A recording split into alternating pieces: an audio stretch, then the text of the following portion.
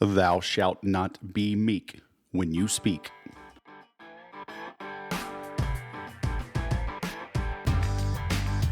Welcome to the Sales Podcast. I'm Wes Schaefer, the Sales Whisperer, your host. This is where ordinary entrepreneurs come for inspiration and education to do whatever it takes for as long as it takes until the job gets done. Look, when I made the leap from corporate America to running my own business, I had a wife, 5 kids, a mortgage, and they all wanted to eat and sleep in warm beds. I didn't have the luxury of hitting rock bottom while I found myself on my buddy's couch or in somebody's basement or going back home. Oh no. I had to put food on the table, a lot of food on the table, every single day, every week, every month. This is the no hype, cut to the chase material, ideas, and training I wish I had when I started down my entrepreneurial journey. This is one of the premier sales, marketing, and entrepreneurial programs available, and it's free. Make sure to stay up to date on everything I'm working on, along with additional content I don't have time to share on the podcast, by signing up for the Weekly Whisper at weeklywhisper.com.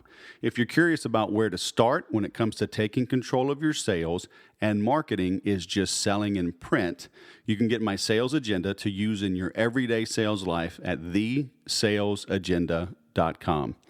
Finally, get the on-demand help you need to grow your sales at 30daysalesgrowth.com. Enter the promo code podcast to save a few bucks on your order. If you have any questions on ways I might be able to help you here with my team at The Sales Whisperer, feel free to email me, Wes at thesaleswhisperer.com. That is my actual email address. Now on to the show. Dr. Gary Genard, world-renowned, super ultra-famous coach to the stars on speaking and performance. Welcome to the Sales Podcast. How are you? I'm well, Wes. How are you doing? Thanks for having me on. I'm good. No pressure now. You have to live up to that introduction, okay? Okay. So for our listeners, you and I have gotten to know each other a little bit through LinkedIn, through our Catholic Networkers group, but we've never spoken. But I have been stalking you online, following your stuff. You got great articles, great content, but would you mind taking a minute or two to tell everybody who you are, what you do, and we'll dive into the rabbit hole? Sure. I'm delighted to be here. I'm an actor, and everything I do comes from a standpoint of performance. The Genard method the tagline is performance-based public speaking training, and it comes from my background and my career. I trained in this country and in one of the British acting academies, the Webber Douglas Academy of Dramatic Art, where I finished my acting training. Britain is that over by Canada, or is that down by Mexico? I kind of forget. Okay, never mind. Across the big pond, as they say. And then I moved to New York and acted on the New York stage, did some off-Broadway, did a couple of national tours, and did the acting thing on the New York stage. And that was a fabulous experience, and it was just a wonderful thing to be doing. I did a lot of classical work. I did a lot of Shakespeare because I trained in England, and that's a central part of the curriculum, as you can imagine. And it was great fun to do that in New York. And then I decided that I would make a change in my life and came back up to Massachusetts, where I'm originally from, and got my doctorate in theater from Tufts University. And for a few years, I taught at some of the leading colleges and universities here: Harvard, Boston College, Simmons, Emerson College, Bentley University. And then I decided in 2001 to start this company. And at the time, it was called Public Speaking International, because I wanted to work with performance. I wanted to help people with their performance.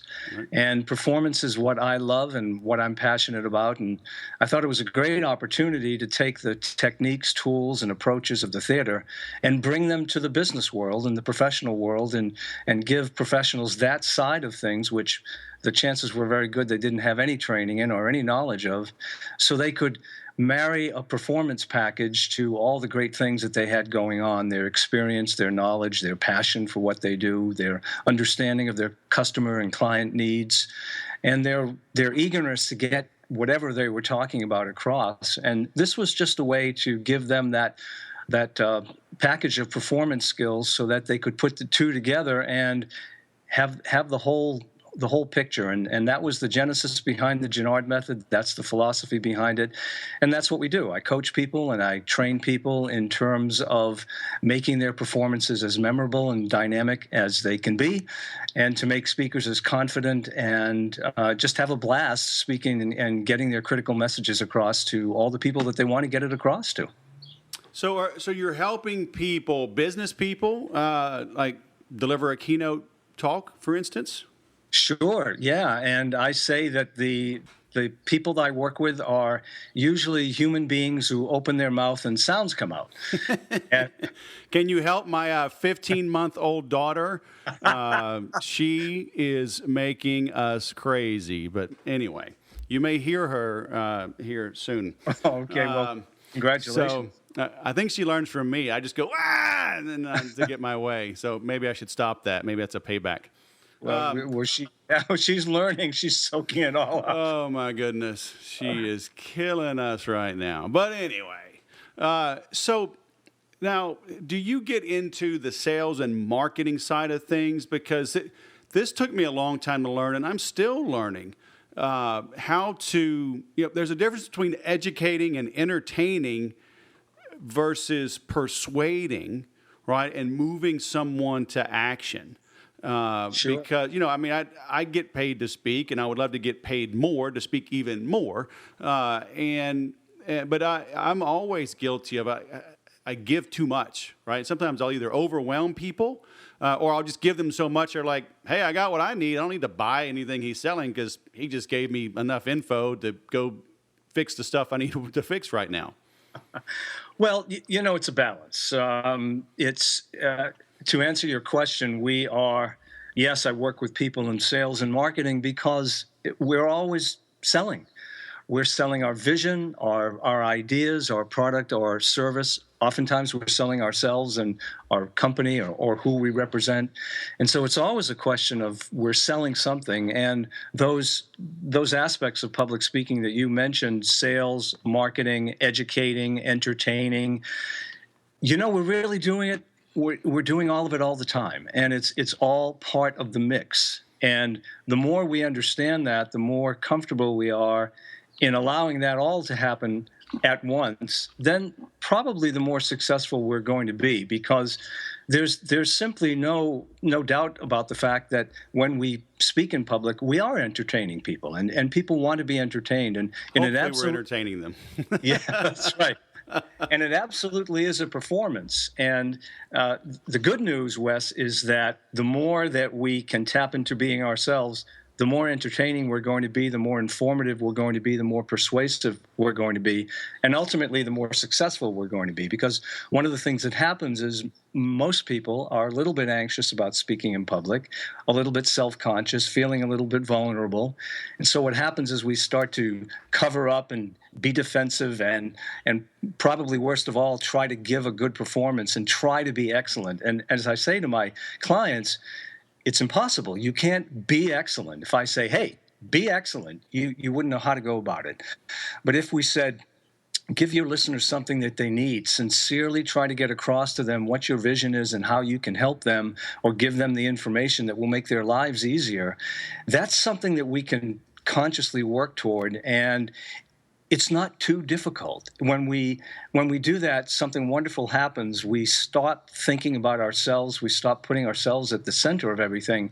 We put our audience members or our listeners at the center, and then we can forget about trying to be good and just try to meet their needs. And when that happens, guess what? We're good. Right. And people get what they need, and they like that. And then I think the following thought is, oh, he's good or she's good. And so we get there by not trying to get there. And that's one of the things that I work on, because it's absolutely true that in the theater, authenticity and trust and truthfulness is where everything emerges, and in terms of being successful. And it's kind of a paradox, but the only reason that an audience believes that we are who they know we're not in real life, they know we're an actor or an actress, the reason they believe that is because we are being true to the moment of the life of that character at every moment as it unfolds in the play or the screenplay. And when that happens, what the audience is really seeing is truthfulness and authenticity, and they buy it. and they believe in us and everything we're doing. It's no different when we're giving a talk or a presentation or a keynote or even speaking at a meeting. When we tap into that trust and authenticity, it's difficult to fail. We're almost guaranteed to succeed as long as our eyes are on the prize, where they should be. Right. So I'm glad you brought up a meeting, because I did want to talk about that a little bit, because my listeners may be in sales, and maybe a sales manager running a team, maybe a salesperson going into maybe a large meeting, large conference room, a lot of power players, right? A complex sale, many people around the table. I mean, when I was in technology, I was selling into Google, and I remember it felt like the United Nations. I counted around, I think there were 7 nations represented at that one meeting, not only from my company, which was a Canadian company, but also from Google. So, I mean, how, in today's day and age with smartphones and iPads, I mean, people are quick to just bust those out and tune out. How can somebody take control of that situation? Do you think it's harder now to keep someone's attention and focus on you, than 15 years ago or 30 years ago when you were on stage? I think it is, Wes. I think it is for 2 reasons. One is people are more easily distracted, and their attention spans have been getting shorter and shorter. And now, unfortunately, it's becoming acceptable for people to take out their cell phones and smartphones and be looking at them during a presentation or a meeting, which really people shouldn't be doing. But oh, I'm sorry. Yeah. Okay, nice guy. As the speaker, we can't really say, "Hey, everybody, put those things away." But the other reason I think that people find it more difficult to perform in those circumstances is we just are becoming we're falling out of the performance persona, I think, more and more, because we're able to do things virtually, and we're able to email people rather than speaking to them. We don't always have to pick up the phone. So all of those ways of communicating that are rich in information and cues and clues for people to pick up on in terms of in-person communication, we're becoming a little bit less practiced in that. So I think it is a challenge for people. But interestingly, it also opens up some doors, because now that we are in global commerce, and now that we do have things like what you and I are partaking in right now, Skype and video calls and video conferences and webinars and things like that, we can reach so many more people. And it's a great window as long as we are comfortable in working within that arena. And it's very interesting that speaking virtually has opened up an entirely new way that allows us to speak to people and reach many more people. We just have to get a little comfortable with that technology. And one of the things I work on clients with when it's needed is how to deal with a camera or a microphone if that's the only thing in the room. We may be interviewed, if we're doing a media interview, we may be interviewed remotely, and someone at one of the news shows might be interviewing us, and we're sitting in our hometown with a backdrop of the skyline behind us, and maybe all we have to look at is a camera, or we may be in a radio station and we're in a booth by ourselves, and all we have to look at is the microphone. And it sometimes can be hard to relate to that camera or microphone because there's no human being there. Mm-hmm. So one of the things I work with people on is to tell them they should imagine that there's the person that they're speaking to, that camera or that microphone, is someone whose opinion they really care about. And that could be a mentor, it could be a colleague, it could be a boss, it could be a spouse, a child, a friend, whomever. And that's the person that you really want to say at the end of whatever you have just talked about, "Hey, Wes, that was great. I think you did a really good job with that. I think you explained everything, and you sounded like yourself, and you came across the way we know you come across. It sounded and looked like you. I think that was terrific." And so if we're talking, in effect, if we're talking to that person, then we start to come through as who we really are. And that really does come through the microphone or the video camera. And then we're doing what we talked about a few moments ago. We're really tapping into our authenticity, and it makes us much more effective. Mm-hmm. The funny thing is seeing all the people online now and seeing the viral videos and whatnot, they really are performance. I mean, I don't think it ever has gone out of style, right? I think maybe we got lazy, or I don't. Maybe we got jaded. Maybe we just got worn out with the economy turning down. But seeing people get millions of views on silly little things, I mean, it proves that the need for performance and entertainment is alive and well. Wouldn't you say? Oh, absolutely. And some of those videos you watch and you think, oh my God, this looks like someone just set up the smartphone and just started chatting. And it could end up being a very, very effective and widely disseminated video. So it's, as I say, it's just opened all kinds of windows that didn't even exist before. And it's an exciting time. And but at the same time, we have to bear in mind that we may be viewed by how many thousands of people, perhaps even millions of people. So it's well worth keeping in mind we should prepare for this and try our best to make it look professional and to try to learn the skills that will make us the most effective communicator we can be.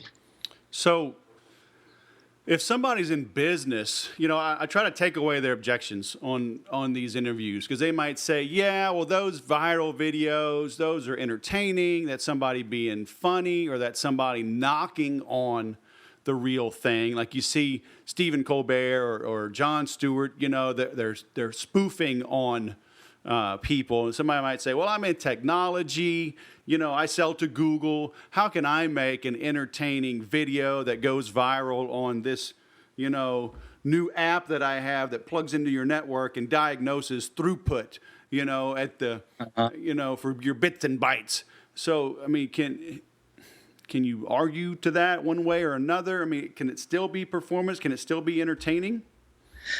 Well, I think that what happens is we set a very high bar for ourselves when we say, I need to be entertaining. And in terms of humor, for instance, clients will say, I want to be humorous. And I have clients sometimes who start out with a joke, which is it's a very hazardous thing to do.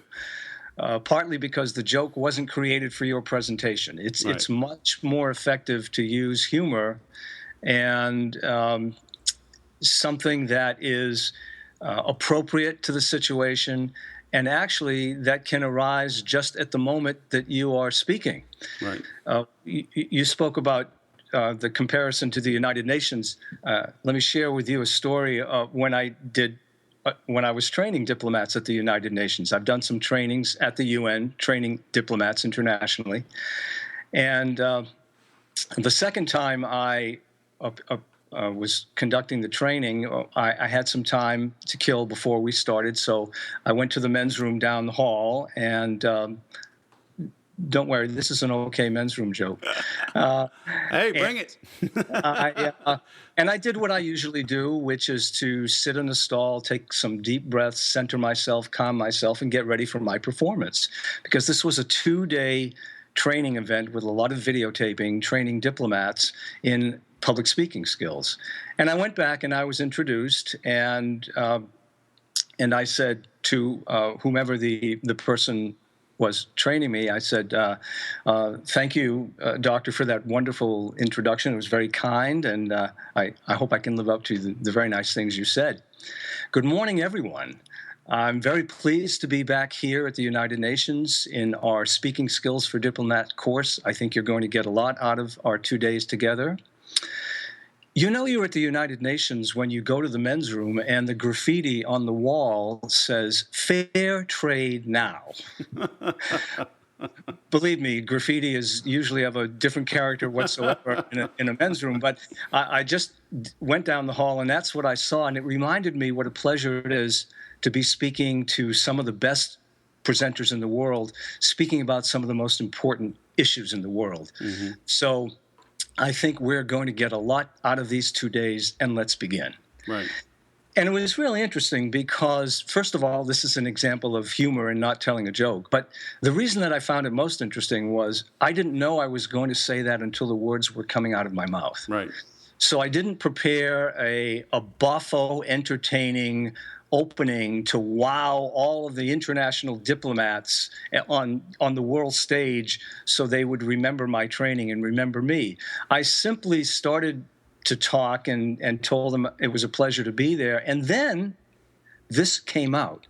And the reason it came out is because when I saw that a few minutes earlier, it registered in my head, and subconsciously I made the connection. Oh, graffiti in men's room, very different from other graffiti. It's about fair trade in the world. And so this is a unique opportunity here to do this type of training. And so here's a little bit of humor about why working together here in this venue and in this situation is something delightful for us to be sharing in. And it all just came out. And it was a very nice example of appropriate humor and the use of humor rather than trying to tell a joke or trying to be entertaining. And it worked just as it did now. What I got from people was a chuckle just the way you chuckled. I didn't expect people to roll on the floor laughing, but that's all I wanted, and it worked because it was appropriate for the situation. So once again, if we pay attention to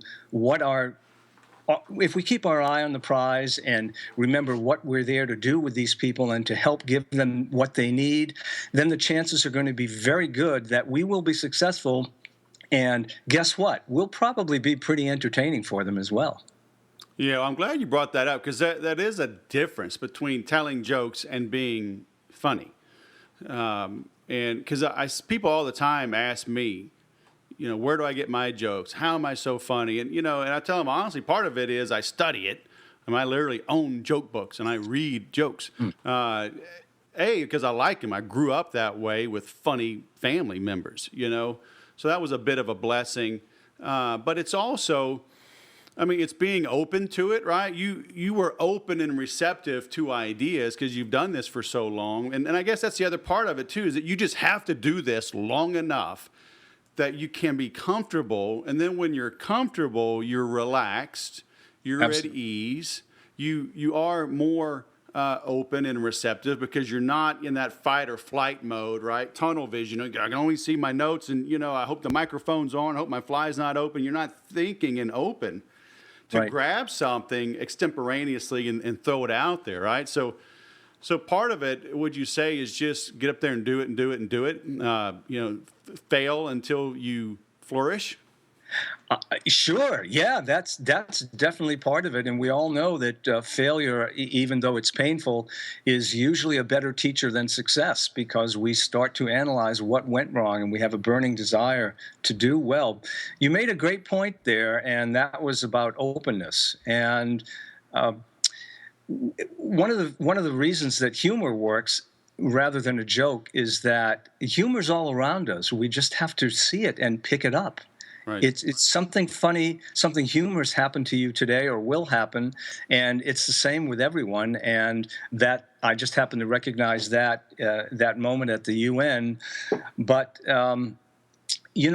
we may be at a conference, we may be about to speak at a meeting, we may be about to make a sales pitch to a prospect or the management team of a company we'd like to work with, and we may hear something in a conversation or bump into someone in the hall and they'll mention something, and then when it's time for us to get up and talk at that critical moment of the beginning of your talk, which is so important, whatever we say is probably going to sink in with people because they're most receptive to what we're saying at that particular point. And we may be able to say something like, good morning, everyone. How's everybody doing today? I have to share something with you. I was just I just bumped into my friend Wes Schaefer in the hall. He said something amazing, which I think was great regarding what we're here to talk about today. And then I'll just share that with them. And if I hadn't been open, as you say, and receptive to that, I never would have made the connection, or I never would have been felt free to bring that in. And the fact is, what I just heard may enrich my talk much more than anything that I had prepared beforehand. One of the things I talk about with my clients is that we, as public speakers, have a tendency to have a great relationship with our content, sometimes not so great a relationship with our audience. And we spend our time, our preparation time, and especially our just about to speak time, thinking of that content and reminding ourselves what we have to get across. And we'd be much better off thinking in terms of, well, what's my purpose here? Who are these people? What am I trying to do with them? How do I want to move them? How do I want to influence them? How do I want to enrich their lives so that they're better after I have spoken than they were when they came in? And if that's the wavelength that we're on, we're probably likely to go in and give a really centered, present, mindful performance, just the kind of talk that we want to give. And all of that content and that information that we were so intent on delivering, that's going to be there. That doesn't go anywhere. You spent all that time and preparation getting that ready. That's not going to disappear. But instead, you're on the wavelength that you should be on, rather than being on that, rather than being focused on delivering information. Because what happens if that's what you're centered on is you go in and you deliver information, which is always a lot less interesting and a lot less entertaining and fun than a speaker speaking about what he or she is intimately knowledgeable about and passionate about, and wants to share it with the people in the room. And then something happens in real time, in a real place, and people's lives can be changed because of it. So can you talk about the use of slides? I mean, how important are they? Should they be more of just an outline, just to kind of jog your memory? Are they even needed? Well, that's a great question. And one of the most important questions we can ask ourselves when we're in the preparation and the strategic stage, the planning stage of a presentation or a talk is, do I need visual reinforcement? And if I do, then I can think about what that might be. Because people are in the habit, as you know, of including a PowerPoint because they think it's always done that way or should be done that way. And maybe it's not such a great idea. For a number of years now, I've been training diplomats at the U.S. State Department in Washington, and I do a 2-day training on media training, how to appear in the media and handle yourself in challenging and sometimes even hostile interviews, which, again, is what diplomats run into when they're posted abroad. And it's a 2-day training, two 7-hour days. Did you say when they're posted with abroad? Is that like a Bill Clinton president? Oh, anyway, I digress. Different side of Washington. And two days, so 2 7-hour days, 14 hours of training. And I used to use a PowerPoint deck in the afternoon of the second day, and it was about a 20-minute PowerPoint presentation. And every time I would come to that presentation, I would think, because everybody's attention just left me, and everything that we had been building for 2 days, the discussions, the simulations, the videotaping, the discussions of the simulated press conferences, the back and forth, the questioning by the participants who then simulated being reporters, asking their colleagues tough questions, a real hands-on and enjoyable workshop. Everything would just sort of sink into a kind of a black hole when everybody's attention went right to that PowerPoint screen. So I cut it out. I don't use it anymore. And now I do it two full days of training, 14 hours of training without a single PowerPoint slide, because I decided that's what isn't needed there. The visual part of this training, which is of course important in all trainings, but it's not PowerPoint. And when we ask ourselves, do I need some form of visual reinforcement?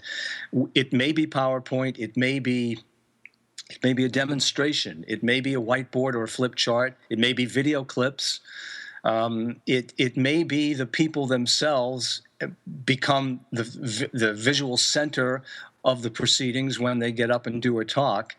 And there's another element that also is interesting that most people don't think about, and that is we have the need to speak visually as well, because visuals elicit all kinds of connections, emotional and otherwise, and they make what we say memorable and vivid in people's minds. And we don't always need to show visuals, but we do always need to speak visually. Because if I can create visual images, if I can paint word pictures in your mind, you will see what I'm talking about immediately, and you'll make a connection with it. And the chances are very good it'll be an emotional connection, because you can't see what you haven't seen at some point in your life. Right. You will imagine something based on the visual reinforcement that at some point in your life you've had that's connected to that. Right. So when we as speakers do this, we are speaking to audiences in ways that bring what we're saying alive in their minds, and is far easier to pay attention to, be engaged by, entertained by, and retain than if we're just throwing out facts, figures, bullet points, and using PowerPoint slides with text on it, which is really dreary. Yeah. You know, it's an interesting thing about PowerPoint, but it's a visual tool, and too many people use it as a literary tool. They clutter it with words and sentences, and really, that's not very exciting for anyone. Right. I got to write that down. Well, you know, if you go online and you type Steve Jobs presentation, and you look at any of and then click images. Don't go to the video, but click images on Google, and you will see plenty of slides of Steve Jobs speaking, and every time behind him is a huge image of an iPod, an iPhone, an iPad, the Earth seen from space. It's always one or two images. Sometimes it's an image with a big statistic. You know, an iPhone, 4M users, 4 million users, or something like that. And those images have maximum impact because they're spare and they are entirely visual.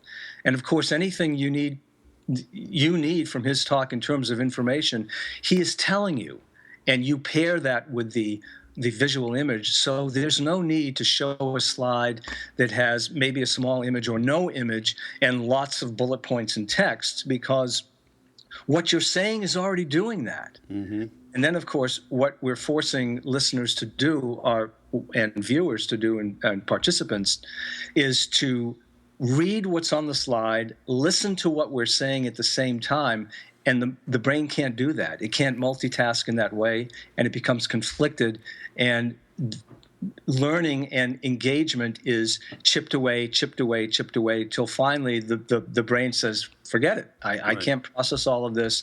It's not very interesting anyway, so I'm not tuned into this. So, you know, going back to your 2-day... I call it performing PowerPoint. Yeah. So going back to your 2-day session, would you even give any handouts or just have people take their own notes? Well, if I'm doing a 2-day training, I use a workbook. Okay. And we go through the workbook. That's a good question, but because, as you know, when we give handouts, because visuals are so seductive, people will stick their nose right into the handout, and they won't be looking at you or paying attention to what you might be saying or showing. So I use a workbook, and we go through the workbook, and when it's time to use a PowerPoint or use a demonstration or use a video clip, I do it at that point, which augments what's in the workbook. And of course, anytime we can use multimedia, which is you yourself, handout or workbook, video clips, anything that's auditory, so that the auditory sense is engaged as well. Anything that we can have participants or trainees do that's kinesthetic, so they can use the hands-on, the literally hands-on techniques as well. Those multimedia inputs are really enriching and really engaging.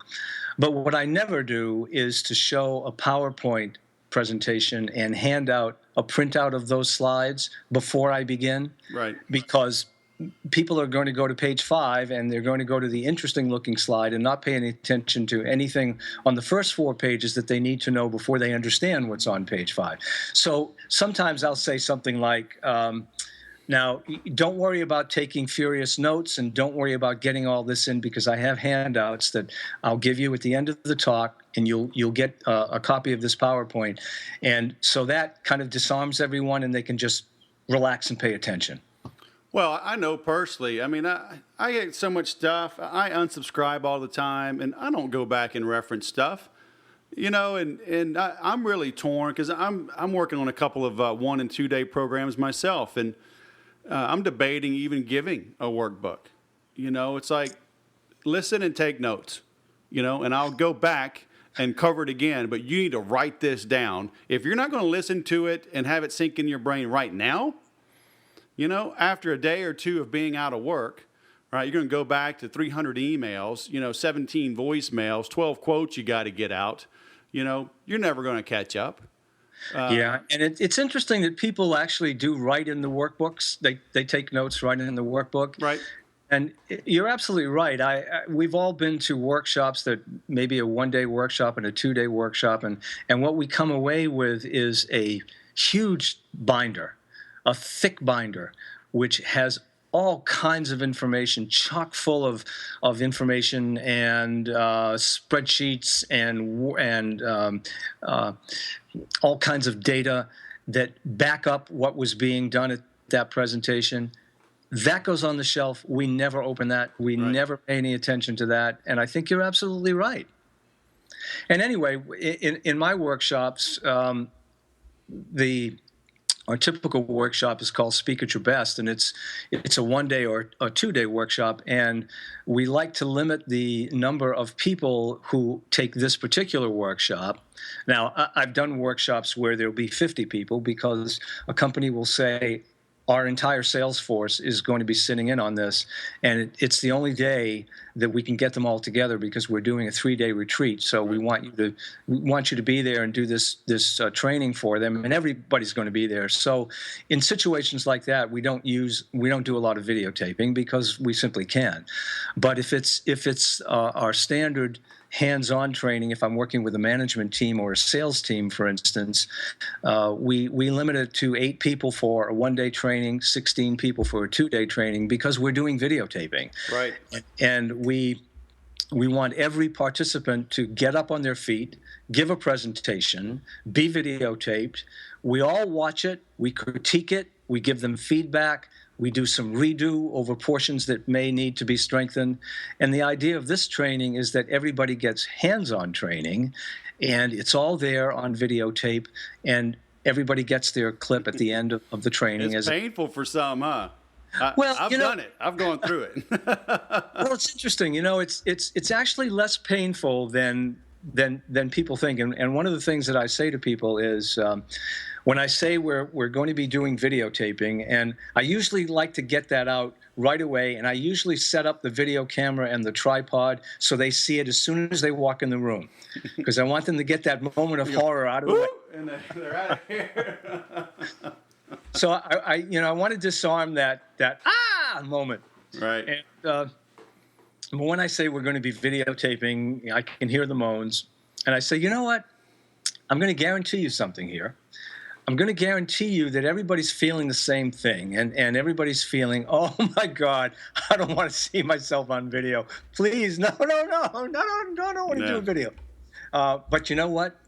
When tonight, if we're doing a 2-day training, everybody gets their clip, and I say homework is to watch this because we're going to be talking about it and doing some more work on it tomorrow. And I guarantee you that you're all going to have the same response. Tomorrow when you come in and I say, what did you think? I know what your response is going to be. It's going to be, oh, it wasn't as bad as I thought. Or, hey, it was okay. Yeah. You know, so everybody has the same response, that they don't want to see themselves. But I think when they do see themselves, they start to get interested in what this person is talking about, because it is genuinely interesting to them, of course.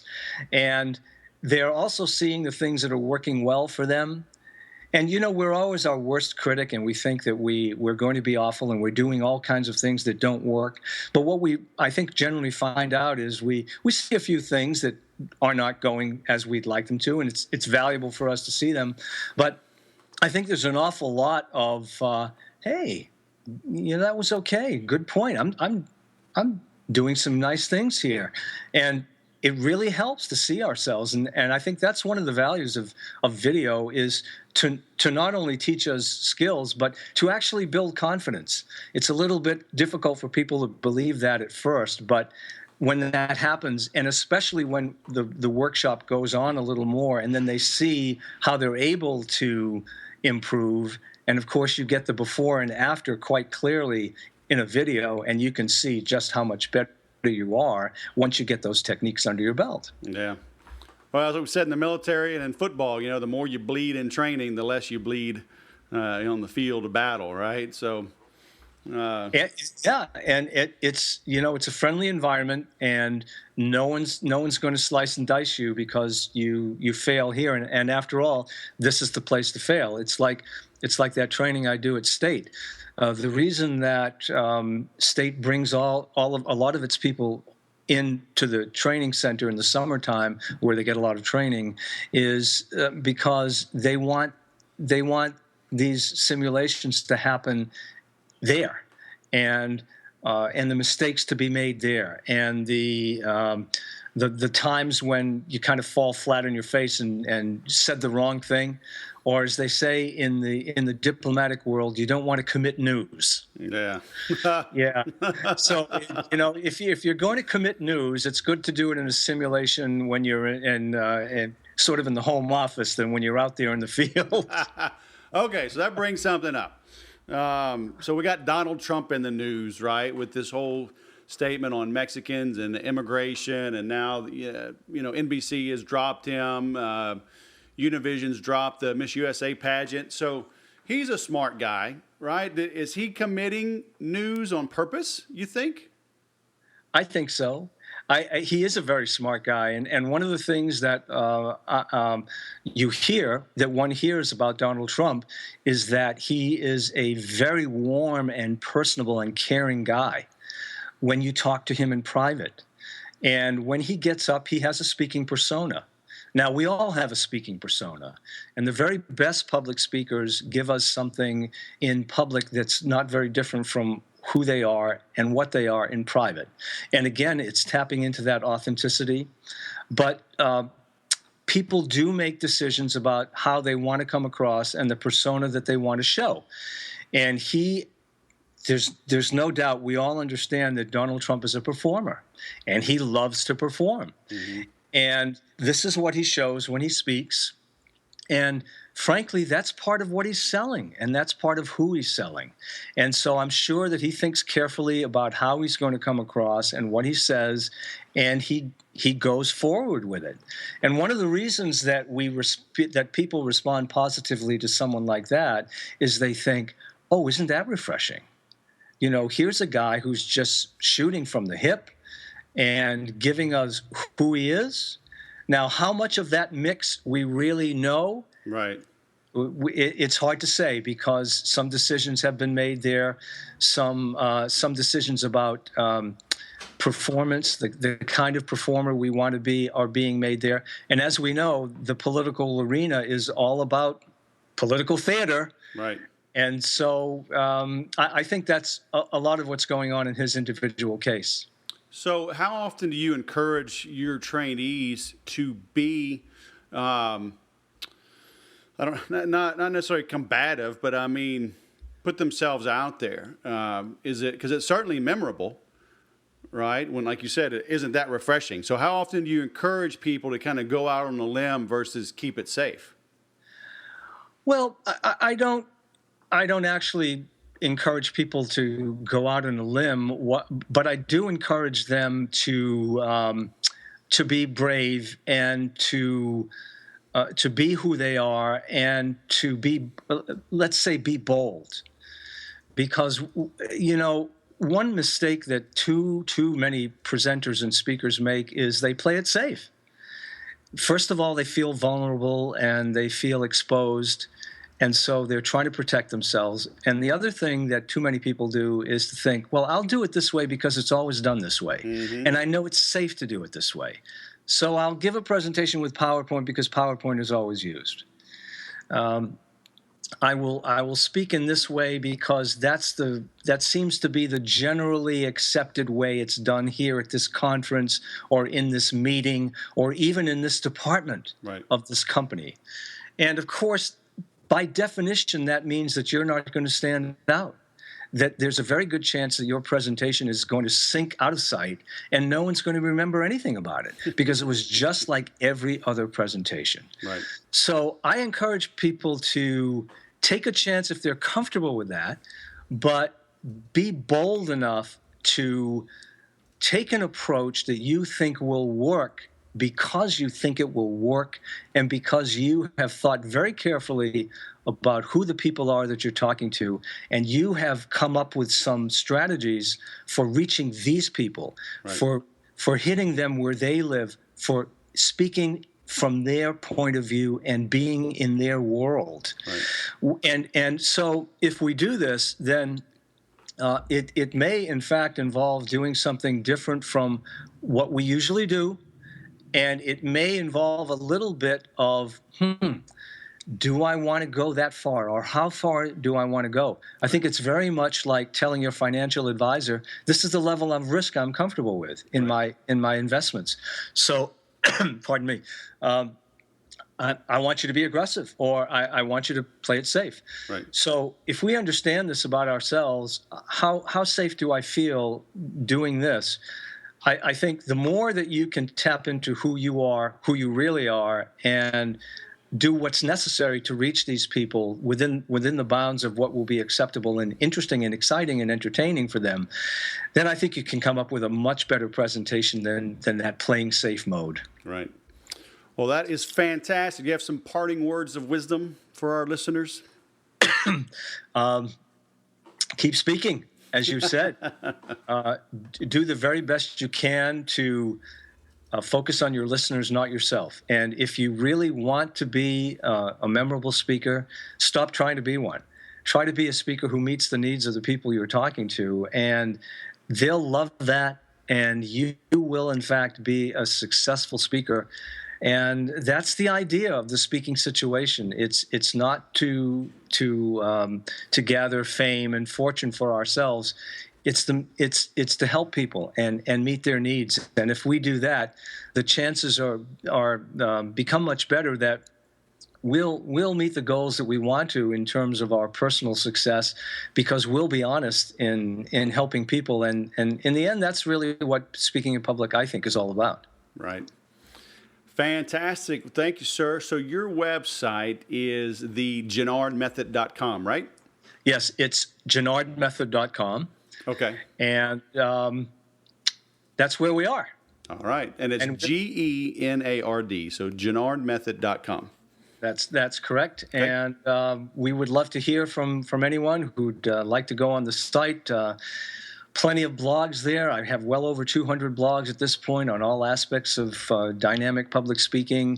There's lots of, we hope, interesting information on the site, and we would love for you to visit the site and talk it up. And if there's anything that we can help with, or any questions we can answer, our contact information is certainly on the site. We're located in Boston, but of course we work all over the world, and we'd love to hear from you. All right. Give Dr. Genard a try. Well, thank you, sir, for coming on the show, and hope you have a great afternoon. Well, thank you, Wes. Great to talk with you. I continue benefiting from the Sales Whisperer, and it's nice to meet you and talk to you in person. So this just enriches our relationship, and I appreciate the opportunity. It does. Thank you for that. Take care. Take care. Listen, if you want to make money, learn how to speak, learn how to communicate, learn how to tell stories, learn how to be entertaining, throw in a little bit of humor, right? Understand the role of visuals. Frank Sinatra used to always say, anybody that needs anything more than a microphone and a spotlight is a chump. And you know what? I've taken that to heart in many ways. A lot of what I do is, when I speak and when I train, is with no props, maybe just a whiteboard.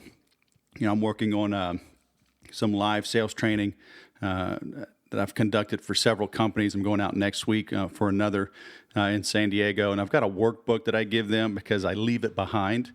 And because it's an all-day class, we need a little bit of stuff, right? But it gives them something to take notes on, but I don't use a projector. I don't go through that workbook page by page, kind of bounce around a little bit, but I'm writing on that board and communicating with them and pulling things out of them. We're role-playing. So you need to learn how to do this, okay? But being asked to speak and present a couple years ago at TEDx here in Temecula. I've spoken at my church. All those things always come back. You know, you would never think, oh, I'm going to go give a talk at my church for a fundraiser for a new building. You know, how am I going to get business out of that? And you'd be surprised because when you speak to 1,200 people and they see you in a different light, they then want to know, hey, what do you do? And then because they've seen you in a place where they are comfortable, where they can trust you because of that setting, then all of the barriers, or at least most of the barriers, come down. It's easier to do business, right? So I'm not saying go try to volunteer so you can get more business, but you'd be surprised what happens when you do put yourself out there, how much things come back to you, okay? So go back and re-listen to this. Again, take some notes. It's interesting how Dr. Gary, he started out as an actor in performance. And in sales, we are all performing. We are on stage, okay? As soon as you start writing an email, as soon as you pick up the phone and open your mouth, as soon as you show up in person, you're being judged, right? They're looking at you. Malcolm Gladwell, wrote that book, Blink. I mean, we do make snap decisions. It's in our DNA. So people are sizing you up immediately. So make sure you put, your best foot forward when the curtain goes up. And that's literally what happens every time you engage someone in any shape, manner, or form to grow your business. Show feedback and guest suggestions are always welcome. Let me know what topics you'd like me to cover and any cool guys or gals you'd like me to interview.